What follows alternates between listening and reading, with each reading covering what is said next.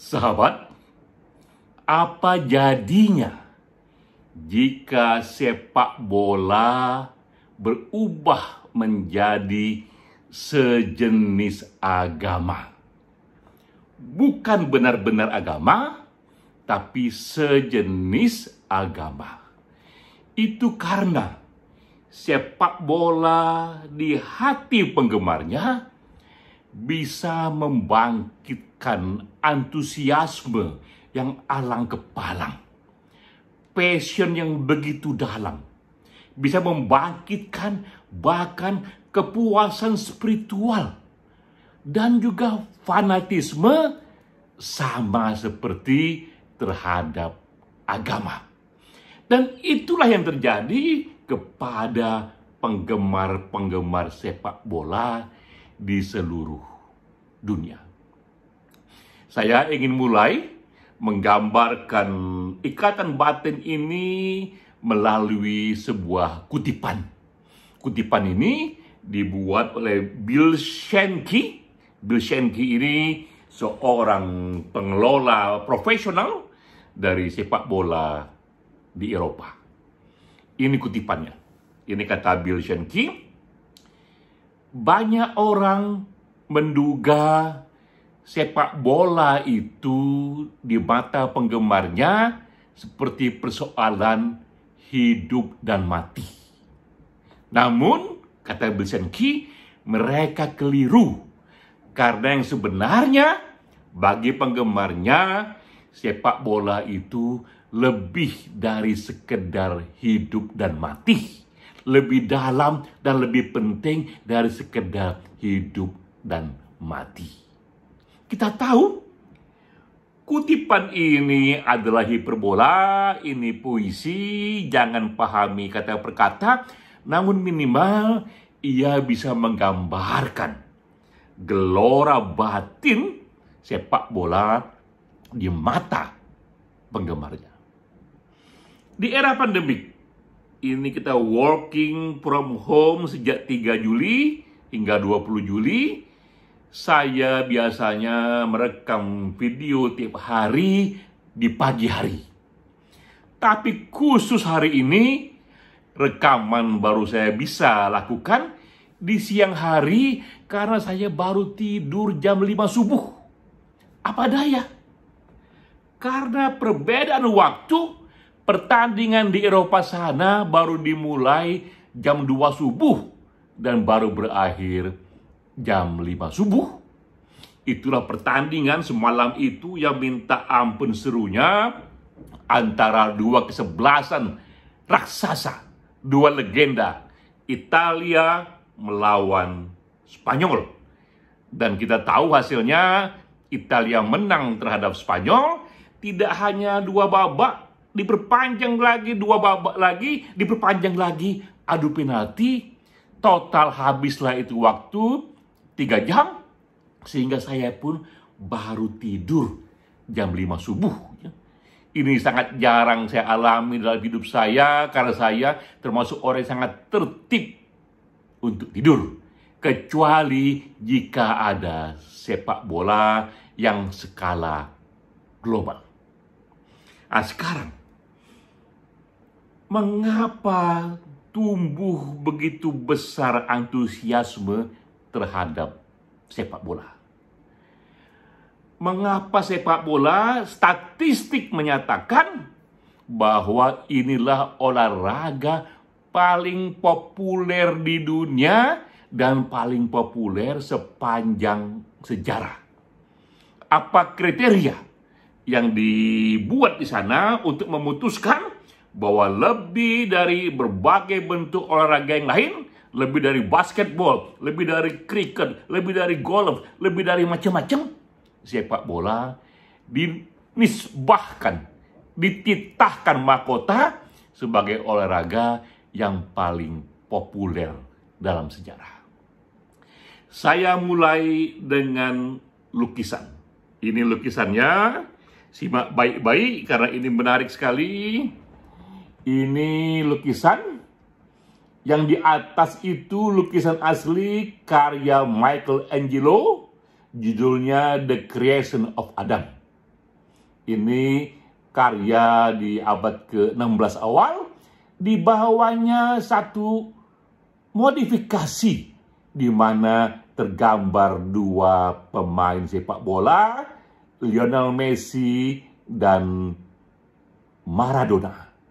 Saya cerita sedikit dulu soal lukisan ini karena ia pun bisa menggambarkan dahsyatnya sepak bola bagi para penggemarnya.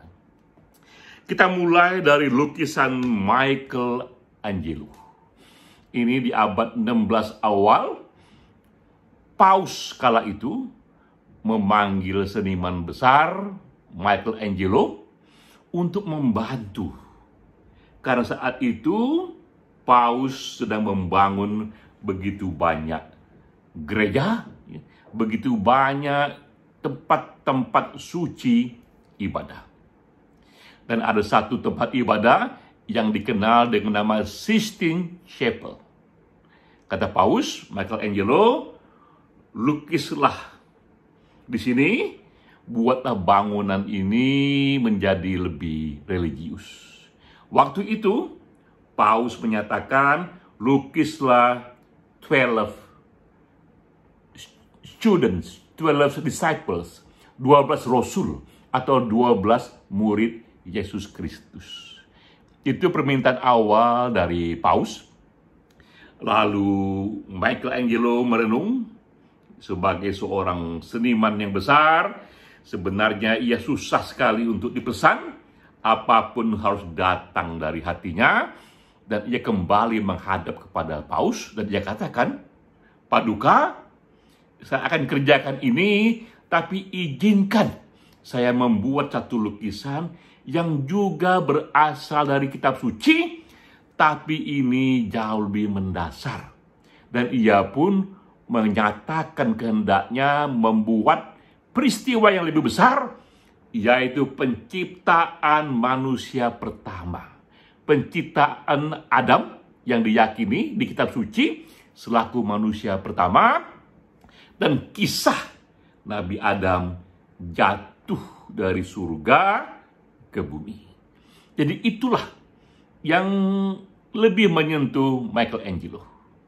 Paus membentuk tim, dan akhirnya tim ini membolehkan Michelangelo mengekspresikan karyanya. Karena bagi Paus yang penting lukisan ini dia memvisualkan kisah di kitab suci. Maka jadilah itu satu lukisan yang berjudul The Creation of Adam. Per hari ini dianggap lukisan paling populer dalam sejarah. Dilihat dari begitu banyaknya lukisan ini, dicetak lagi, dimodifikasi, dan disebarluaskan. Tak ada yang menandingi popularitas dari lukisan Michelangelo. Di samping itu juga yang membuat dia unik, karena dia tidak dilukiskan di kanvas biasa, tapi di plafon Sistine Chapel, di plafon sejenis gereja, rumah ibadah, yang luasnya itu 500 meter persegi.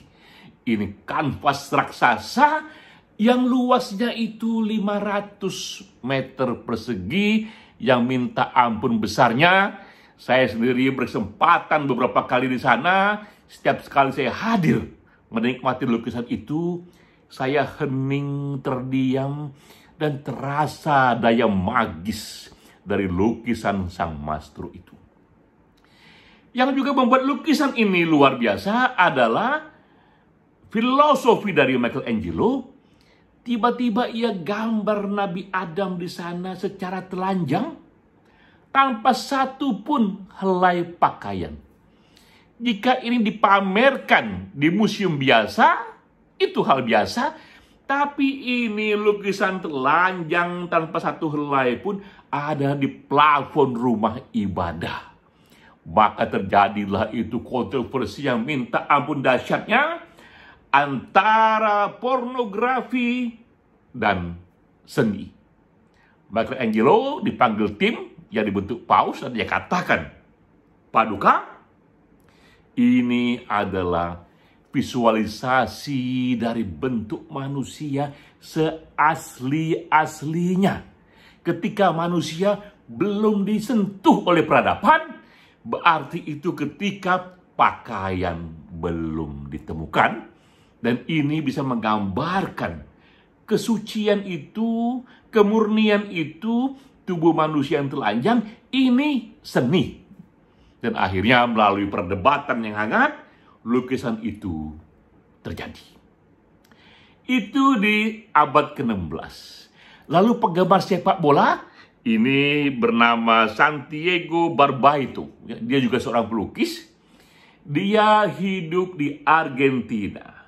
Di Buenos Aires, di situ ada stadium sepak bola yang lebih kecil. Ia mengatakan, saya akan memodifikasi gambar Tuhan dan Adam. Di gambar itu Adam sedang menerima sentuhan pertama dari Tuhan yang membuat ia hidup. Ya. Jadi itu awal dari kreasi. Tuhan di atas sana, atau katakanlah ini dewa, menyentuh tangan Adam, dan Adam pun hidup. Tapi apa yang terjadi di kalangan pelukis yang hobi sepak bola? Adam itu ia ganti dengan wajah dan tubuh Lionel Messi. Dan Tuhan, atau katakanlah seperti The Extreme, dan dewa, ia ubah ke wajah Maradona. Jadi ia gambarkan bahwa inilah batin dari banyak orang di Argentina.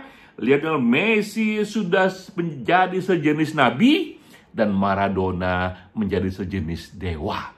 Dan itu ia modifikasi murni seperti lukisan Michelangelo, hanya berubah wajah dan tubuh saja. Ini kembali lukisannya. Lalu ditanya kepada wartawan. Wartawan bertanya kepada Santiago Barbaito ini apa makna lukisan ini? Apa maksudnya?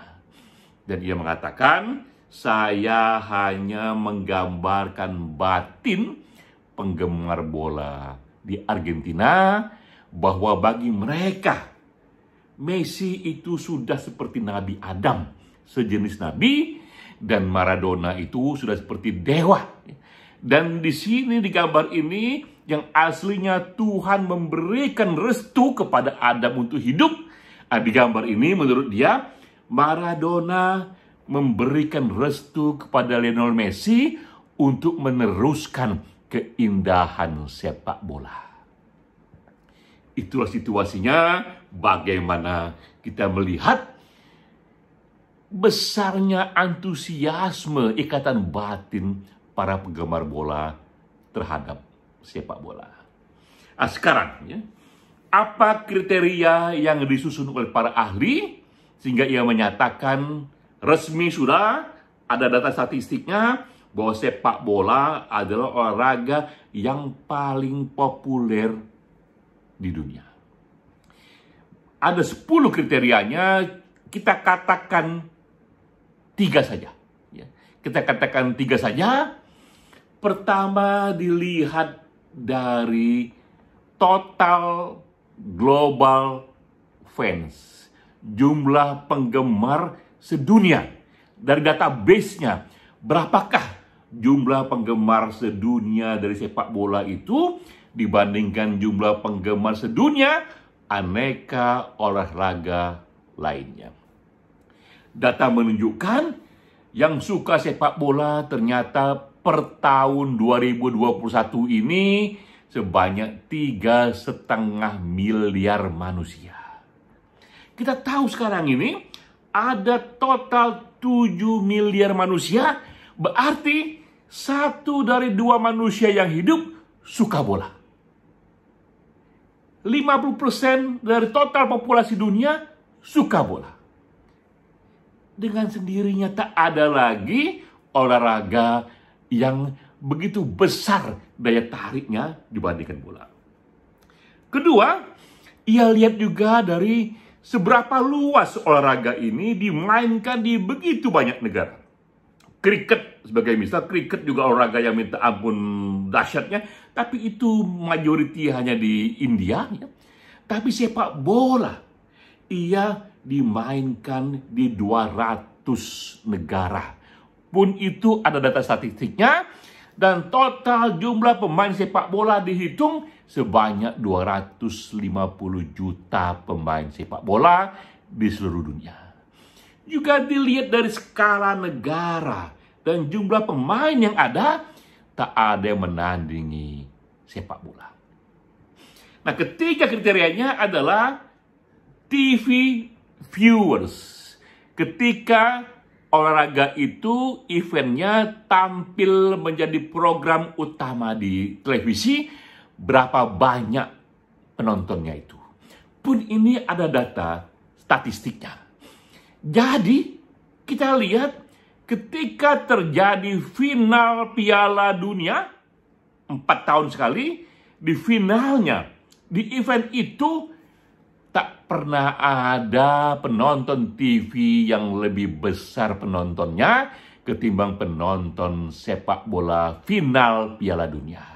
Tercatat sekitar itu pula 3,5 miliar manusia menonton itu di satu momen, satu waktu di seluruh dunia. Di momen 90 menit itu, semua mata di seluruh dunia, separuh penduduk dunia sedang ada di depan televisi.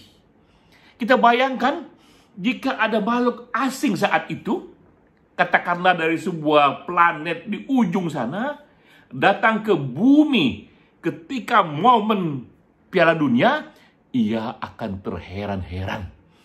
Ini apa yang terjadi dengan makhluk di bumi ini?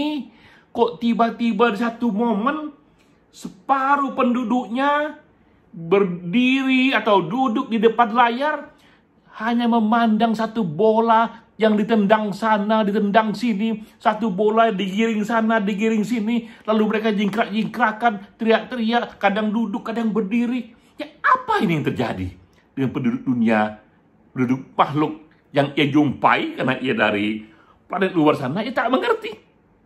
Mengapa satu bola kecil itu tiba-tiba menjadi pandangan mata separuh penduduk dunia?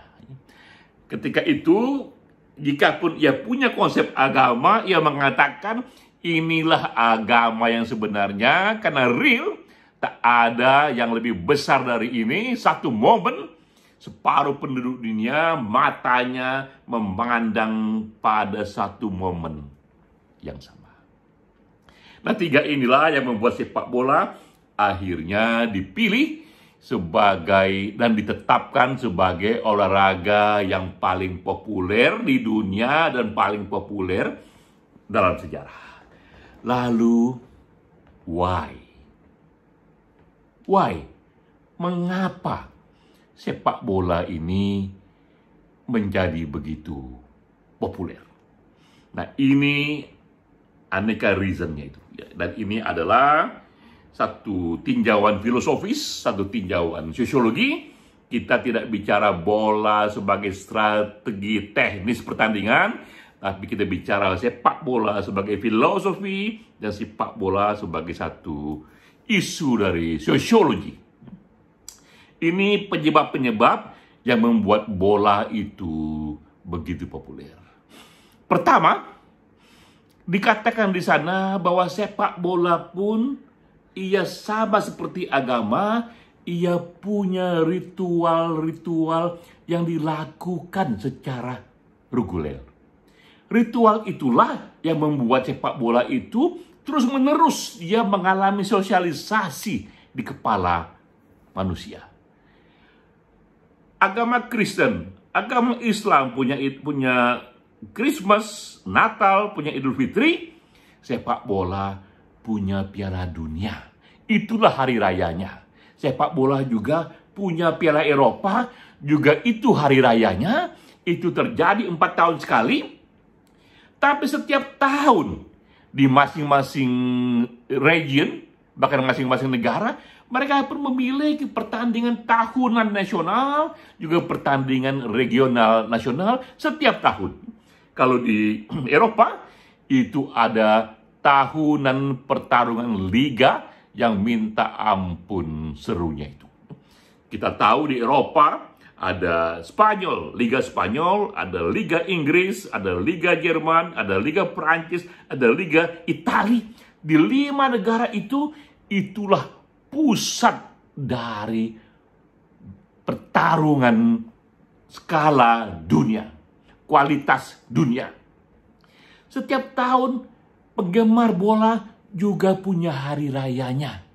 Mereka di hari final itu sama seperti kita lebaran yang motong ketupat atau kita takbiran. Mereka setiap tahun juga di sana bersorak-sorak dengan ritual tahunan itu. Apalagi jika datang hari raya besar, yaitu final Piala Dunia. Itu pertama, dilihat dari ritual olahraga ini. Kedua, itu bisa juga kita lihat dari bisnis yang dikelola. Ini juga bisnis yang minta ampun besar sekali. Tahukah kita berapa gaji yang diterima oleh top pemain seperti Ronaldo, Cristiano Ronaldo, Lionel Messi? Itu setara dengan 30 miliar rupiah seminggu.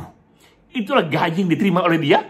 30 miliar rupiah seminggu, berarti sebulan ia bermain bola dan menerima uang 120 miliar rupiah sebulan. Belum termasuk dengan penghasilan dari berbagai bentuk cindera mata yang ada nama mereka, ada foto mereka. Jadi bisa kita tahu besarnya skala bisnis dari sepak bola jika satu pemain saja ia menerima 120 miliar rupiah. Berapa yang diterima oleh timnya? 12 orang pemain, dan itu ada ratusan klub sepak bola, ada begitu banyak juga kesebelasan nasional itu. Itu hal kedua yang kita lihat. Dan yang ketiga yang tak kalah bagusnya itu adalah sepak bola ini dia mensublimasi, menghaluskan daya agresi manusia.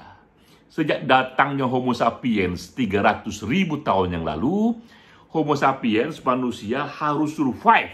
Karena itulah sejak awal di DNA-nya, ia kembangkan naluri untuk menyerang, naluri untuk mengalahkan, naluri untuk berburu, karena mereka harus makan.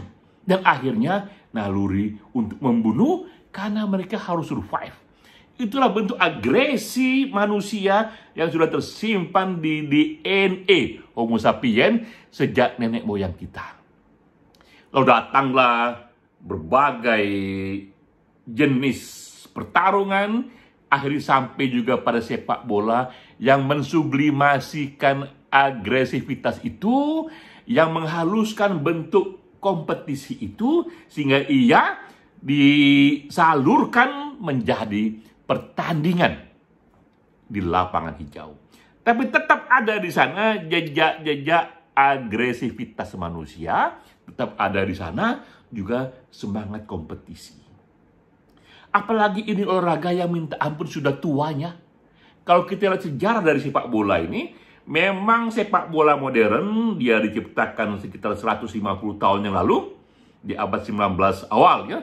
Tapi evolusinya, orang menendang-nendang benda bundar ini sudah ada sejak abad ketiga sebelum Masehi di Cina, juga ditemukan juga di Yunani.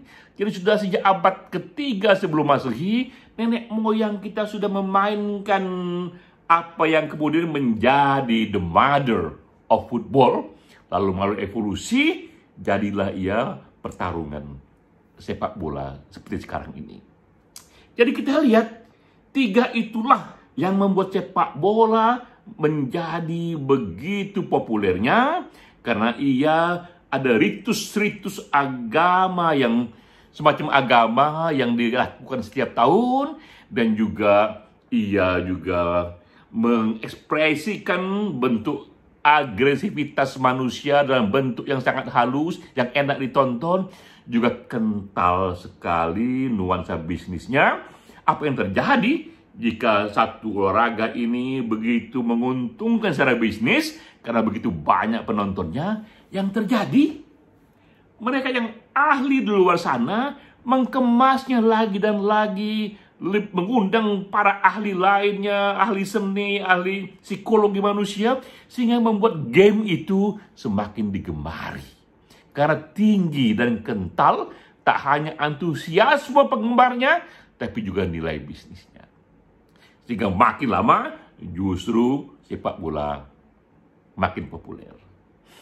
Nah, sekarang ini di era pandemik, 100% kita working from home. Ini berkah pula, satu kebetulan pula, terutama bagi penggemar bola, bahwa di momen ini terjadilah itu Piala Eropa yang sebenarnya 4 tahun sekali, dan momennya, pertarungannya pas di bulan Juli pula, di bulan ketika pemerintah menerapkan PSBB darurat. Dan kita memiliki satu hiburan yang luar biasa, satu ritual olahraga yang luar biasa, karena dari televisi kita bisa nonton live show pertarungan sepak bola Piala Eropa. Nah, sekarang sudah ini tanggal 7 Juli, sudah selesai itu semifinal. Kita tinggal menunggu finalnya. Mungkin Italia lawan Inggris atau Italia lawan Denmark, tergantung siapa yang menang pada kubu semifinal lainnya. Dan kita menanti final sepak bola Eropa itu yang 4 tahun itu dengan hati yang berdebar-debar. Bagi para penggemar bola, menanti final sepak bola untuk event sebesar Piala Eropa itu seperti kita menunggu kekasih. Hati kita berdebar-debar. Apalagi ketika kita menyaksikan pertarungan itu, kita pun bisa melonjak kegirangan, kadang duduk, kadang berdiri, yang orang tak akan paham jika ia tidak benar-benar menggemari sepak bola itu. Sahabat, saya Denny J.A. Ini hari kelima working from home, dan ini juga video kelima yang saya buat karena saya sudah berkomitmen 100% kerja di rumah ini, 1 hari 1 video. Kerja di rumah tetap tak menghalangi kita untuk juga tetap kerja kreatif. Salam.